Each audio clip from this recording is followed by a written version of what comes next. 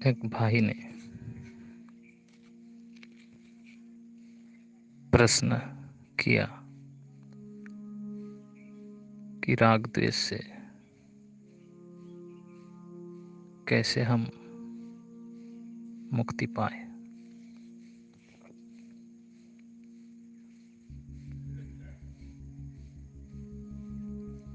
आज एक में मैटर लिखा, राग द्वेष निर्वाण का रास्ता है और पतन का भी। इस मैटर से मैं थोड़े समय चर्चा रख रहा हूँ।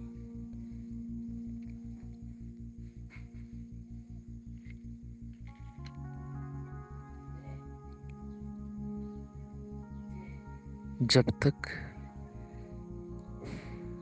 हम राग द्वेष को समझ नहीं पाए, उसको हर एंगल से, हर ढंग से राग द्वेष को हम समझ नहीं पाए हैं, जांच नहीं कर पाए हैं,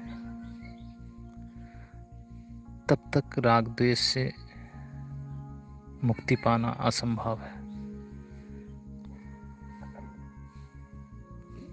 तो राग द्वेष क्या है, पहले चर्चा करते हैं कि राग द्वेष क्या है। राग द्वेष आपका स्वरूप है। राग द्वेष से अगर हम अलग समझेंगे या मुक्ति होने की सोचेंगे तो हम कभी भी मुक्त नहीं हो सकते। राग द्वेष हमारा स्वरूप है, उसी से हम पैदा होते हैं और मरते हैं। जन्मना और मरना इसी राग द्वेष का कारण है। तो इस कारण को जब तक हम नहीं समझे तब तक ये यात्रा, आध्यात्मिक धार्मिक यात्रा ने कर नहीं पाएंगे।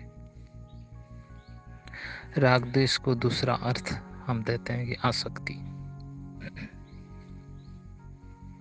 हम क्षण क्षण आसक्ति में डूबते हैं और आसक्ति के कारण हमारा जन्म है। आसक्ति ही जन्म का कारण है और आसक्ति ही खुद कारण है। तो आसक्ति जब तक हमारे अंदर में है तब तक राग है। तो आसक्ति क्या है? खाने की इच्छा है, भोग करने की इच्छा, कोई भी चीज का, चाहे अर्थ का, पैसा की इच्छा, पद की इच्छा, सुंदरता की इच्छा, कुछ भी इच्छाएं हमारे अंदर में है तो आसक्ति है। कोई प्रश्न कर सकता है कि आसक्ति बिना, इच्छा बिना हम जिएंगे कैसे? तो सम्यक इच्छा तो रहेगा ही। जैसे आपको भूख लगी तो भूख मिटाने के लिए जो इच्छा है खाने की वो तो रहेगी, लेकिन जो अतिरिक्त खाना मिल रहा है, स्वाभाविक जो मिल रहा है वो ठीक है, लेकिन उसके पीछे हमारा जो भाग दौड़ है, हमारे जो मन में एक प्रेशर है, मन में एक प्रबल वेग है कि ये खा लो, वो खा लो, तो वो जो खाने की प्रबल इच्छा है वो आसक्ति है। इसी प्रकार देखने की, सुनने की, चखने की, स्पर्श करने की, कोई पद पाने की, बहुत सारे लालसाएं हमारे अंदर में है। रामायण की कथा में आप सुने होंगे, स्वयं भगवान राम जैसे स्त्री की आसक्ति के कारण एक मृग को मारना, और वो जानते हुए भी कि ये मृग सोने का मृग है, कभी सोने का मृग होता ही नहीं, लेकिन स्त्री की आज्ञा निर्देश को मानना क्या है? एक आसक्ति है। मैं कोई भगवान राम के बारे में कोई आक्षेप नहीं लगा रहा हूँ, एक उदाहरण के रूप में मैं ले रहा हूँ। ये तो एक कहानी है। इस प्रकार हर मनुष्य के अंदर में एक आसक्ति काम करता है। उस आसक्ति के कारण दुख का जन्म ना होता है। तो आसक्ति ही दुख है, आसक्ति ही राग है। तो वो राग अगर हमारे मन में है और वो इच्छा के अनुसार हमको प्राप्त नहीं हो पाया, तो उसके बदले में क्या मिलेगा? उसके बदले में द्वेष ही मिलेगा।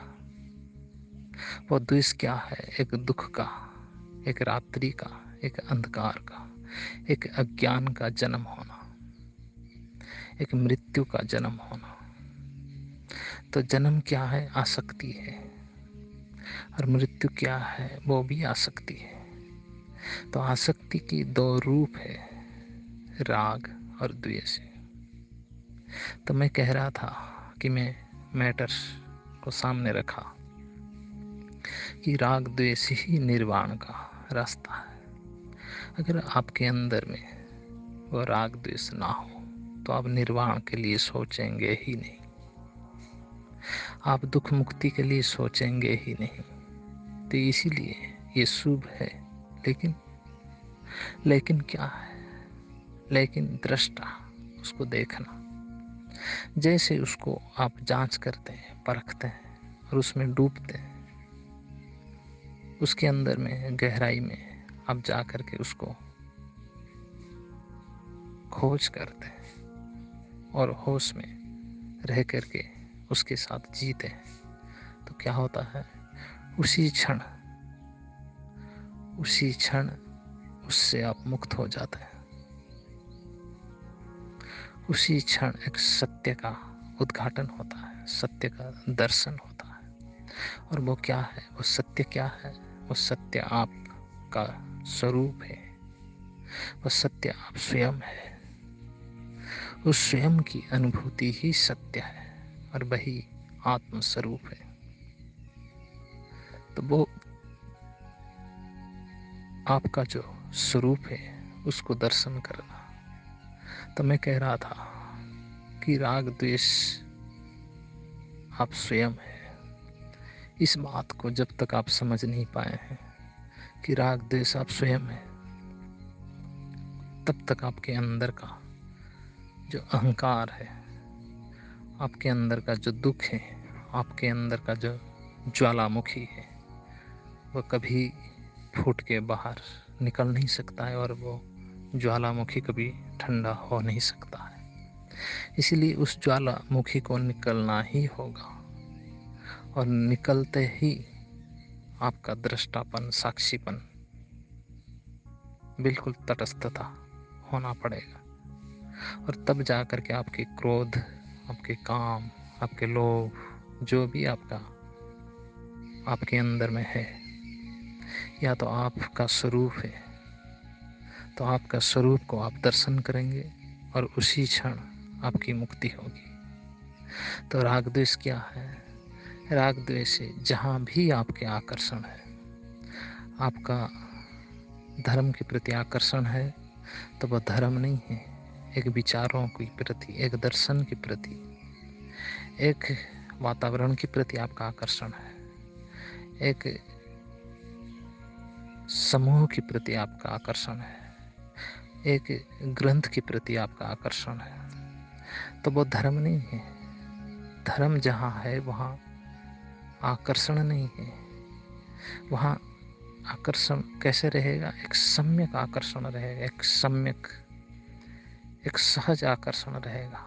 जैसे आपको भूख लगी तो भोजन के लिए आकर्षण होना स्वाभाविक है। एक सुंदरता को देखना, एक सुंदर व्यक्ति, एक सुंदर स्त्री को देखना एक आकर्षण है, आप देखेंगे। लेकिन उसके पीछे एक आकर्षण जो पैदा होता है वो नहीं रहेगा, एक राग नहीं रहेगी, एक आसक्ति नहीं रहेगी। तब उस आसक्ति को समझना है, उस राग को समझना है। तो जैसे आप समझते हैं तो क्या होता है?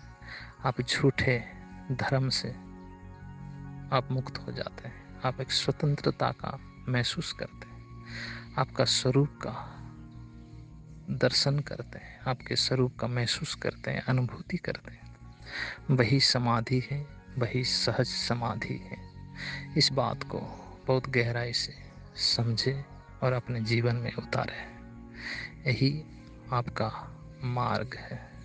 तो राग द्वेष ही निर्वाण का मार्ग है और राग द्वेष ही पतन का, महापतन का मार्ग है।